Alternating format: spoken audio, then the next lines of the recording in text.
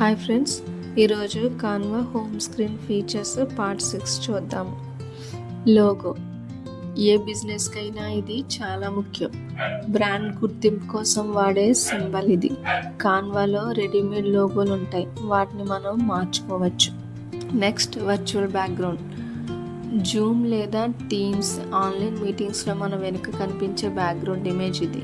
Professional look కోసం దీన్ని design చేసుకోవచ్చు.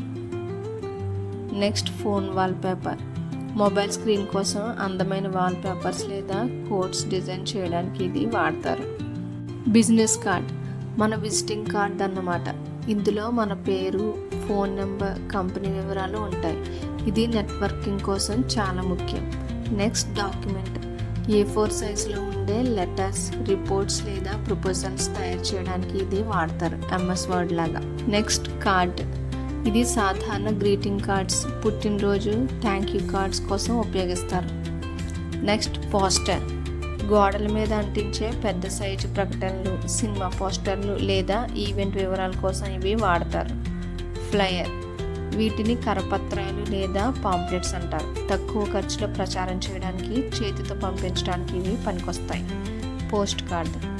పోస్టర్ కంటే చిన్నగా, మెయిల్ చేయడానికి వీలుగా ఉండే గట్టి కార్డ్స్ ఇవి. ఆఫర్స్ పంపడానికి వాడతారు. స్టిక్కర్.